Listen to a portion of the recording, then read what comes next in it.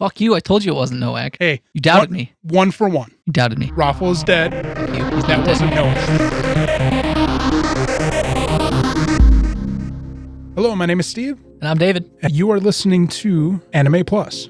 And we're talking about episode 17 of Orb on the Movements of the Earth. This episode actually tells quite a bit different story than we've seen in the show so far. Yeah. Our narrative shifts to a girl who is part of a nomad tribe. Yeah, pretty much a tribe of vagrants and those who aren't part of normal society. When she was much younger, her father ended up getting killed in a raid. Honestly, it's heavily implied that they're gypsies. Yeah, very much so. Yeah, Romani. Yeah, sorry. Yeah, no, that's the first thing I thought about was They're like, oh, these really feel like Romani. We get kind of two parallel storylines dealing with Draco. She's trying to combat the Romani group's communist-style communal living concepts with Adam Smith-style capitalism. Even though Adam Smith shit wouldn't come around for another, couple hundred years. Correct. Because at this point in time, it's all mercantilism. There was the point where she was talking about how she didn't feel that everybody should get equal distribution of the goods because some people are lazier than others. In fact, those who put in the work should maybe get all of it. And then he counters with her of, we don't need to foster competition within the group because we're too small of a group and we don't need that kind of division. We need unity. And she counters with, yeah, but we can probably do better if we do it this way. Anyway, I thought that was an interesting conversation within the series. Yeah. That's been dealing conversely with this whole conflict of science and rationality with theocracy. So now we have this side conversation upon economics and group dynamics within tribal society. Yeah. This show is tackling a lot of topics. It is. And a lot of topics in a really good way, I feel. Beyond that, we find out that her uncle is a piece of shit. Likes his drink. He's also an atheist. Following the death of her father, she grieves in secret but out and open. And he comes to confront her because a lot of the other people in the clan don't like that she's doing this. And to try to console her, he tells her that there are these 3 magic spells he's going to teach her. The first one being that God doesn't exist. And then I pretty much blanked out after that because I'm like, oh, okay. Oh, that was the second lesson. He's like, learn your numbers. That was the spell. He's like, God doesn't exist. Learn how to read, learn how to do, learn how to learn do your math. letters, learn your numbers. And then using that, you can, manifest your own destiny. So the story catches up with essentially where we left off in the previous episode with the raid on this abandoned village where the 3 humanists, 3 members of the Heretic Liberation Front. Yeah, were evaded capture. And at the end of the episode, we had seen a person who we learned was Nowak. So instead, we find out that this is Draka's uncle. Draka's uncle had been captured by the bishop and his men, thinking that he was part of the liberation, this Heretic Liberation Front. Instead, he makes a deal with the bishop because he knows he's going to get executed if they think that he's a heretic. And even if they don't think he's a heretic and they figure out that he is one of these undesirables, they're going to kill him anyways. Yep. So he offers to provide them with Draka for his freedom. The bishop, who was the previous bishop's father, the one who set up Nowak and pretty much destroyed his life, immediately enjoys the idea of having this girl delivered to him. So the uncle's set free. He tells Draka that he has something very important for her and leads her to this abandoned village. Has her wait in the same house that they were investigating the book, the book of Otzi's diary, I guess you could call it. Yeah. She finds it, obviously, and starts paging through it, just burns through it while she's waiting. She read that so fucking fast. She speed read it. Jesus. So she reads the book talking about heliocentrism, and she intuits that this is not a document on scientific information. It's more a opinion piece, essentially. A treatise.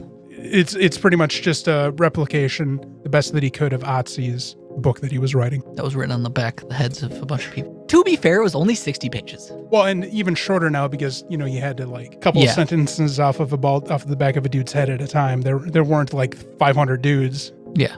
This information, though, is revolutionary to her. And since she's already coming from a place where she doesn't know if she necessarily believes in a deity and the authority of the church and their orthodoxy, she's more willing to take the words at face value that were written in here but she sees it from a capitalistic standpoint of, if I can mass produce this and sell this, I could make a lot of money, because she is of the opinion, based upon the only thing she has from her father's death, which was a bag of bloodied money, was that the more money she has, the more freedom she will have, and the more meaning to her existence she will have as well.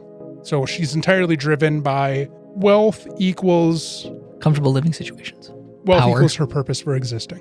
Right as she gets done reading the book and internally debating about what to do with it, her uncle comes back and summons her out, where she's surrounded by the bishop and all of his men, and she understands what the score is, that she has been sold out by her uncle, and now she's ready to face all of these men. That's where the episode ends.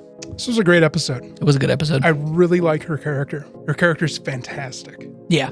In fact, for a second, I thought it was the kid we had seen in the flashback from before, whose parents were fleeing the village as the village was turning heretical. Oh, yeah. But I was trying to intuit the timeline and, are we back in time again? But no. I think the kid's Mr. Mustache. I think you're right about that, yeah.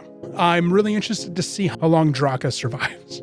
Because she is the beginning focus of the new artwork in the opening. But, given the fact that Raffle only lived for 3 episodes. She might also only live for 2 episodes. Yeah, she might. We might lose her in the next episode. But man, she's been a great character so far, I feel. Yeah. Her story has been really interesting. I mean, all of the focus characters have been really good characters. Yeah, absolutely. Raffle was really good. Mm-hmm. Otzi, really good. Otzi was Pateni, great. really good. Yep. Now Draka, she's really good. Yep. I mean, even not focus characters like Nowak, Yolenta. And the fact that in the back... characters in general in this series are good. The fact that at the back of the book, there was the stipulation that Rafa had put in his treaty about if any money is made off of this information to give 10% of it to... Pataki. And Pataki's address is still there. Now, at this point, Pataki is theoretically still alive. Just old as fuck.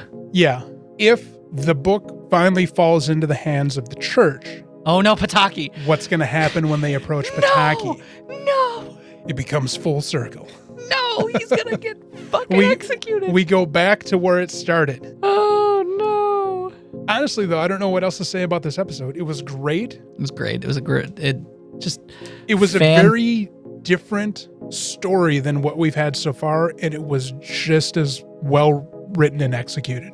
Yeah, the show's really good at doing that. It is. I can't think of a bad moment in the entire series so far.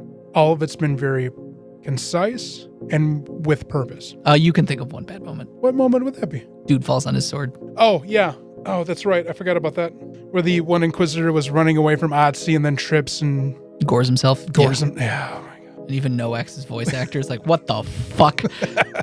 The episode is so good at just taking a really condensed story, fitting it to that 20 minutes. 20. It took an entire movie's worth of content and jammed it into 20 minutes. It pretty much cut out all the filler of an hour-and-a-half movie and told this really interesting story about this character that up until this point had nothing to do with anything that was going on. Yeah. Until she was forced into this situation dealing with this knowledge.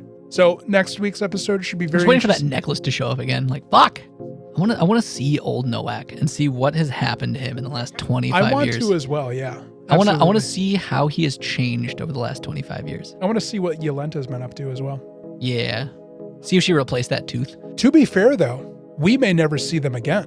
This show just does kind of keep moving through its course like water and doesn't necessarily return to characters. I feel like Yolenta and Nowak are important. You think they have more to play in the story? Yes. I think they do too. Especially because we still see them in the title. I like to believe that Nowak will play an important part. That he's more of a central figure than he's already been. Yes. They spent a lot of time focusing on his despair after Yolenta. They did, yeah. After Yolenta's quote-unquote death. They could have just been like, yeah, he's fucking sad. But no, homie got a flashback and everything. I feel like the show is very purposeful about what it shows us. It is. And they wouldn't show us that if it wasn't important. It was important at the time, but it doesn't necessarily mean it's going to be important moving forward. We'll see. We'll find out. We have 8 more episodes. At this point, anything can happen. Every time we've had a character with a flashback, we get to see the actual end of them. Yeah. Nowak and Yolenta are up in the air now. True. And they have had flashback sequences. True. Independent of each other as well. Correct. So I don't think their story is done yet because we have not seen confirmed ends for them. No, I think you're right. Because like every time we've seen a flashback, Raffle, confirmed death. Otzi, flashbacks, confirmed death. Bedeni, confirmed death. Do you think the Resistance is going to save Draka? Potentially. And that's where I still think the leader is Yolenta. I think there's a strong possibility of that. I really, really think that it's her. Getting fucked by the church like that would really drive someone to do something like this. And she's strong-willed enough to be unwilling to have the world shun her just because she's female. Correct. She is motivated to make something of herself and to impact the world. And she is related to Noak. Yes, that goes without saying. She is probably as stubborn as he is, if not more. Noak and Yolenta are going to play an important part in the endgame. What they're going to do, I can't tell you. Revenge on the Bishop. Revenge of the Sith. I mean, of the Noaks. Whatever the fuck their last name is. Anywho. Thanks for listening. Episode 3 of Anime Plus.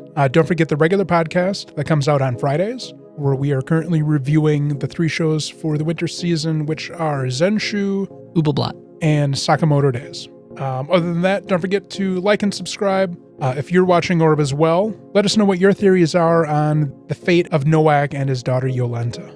Otherwise, thanks for listening, and we'll catch you guys next time. Deuces.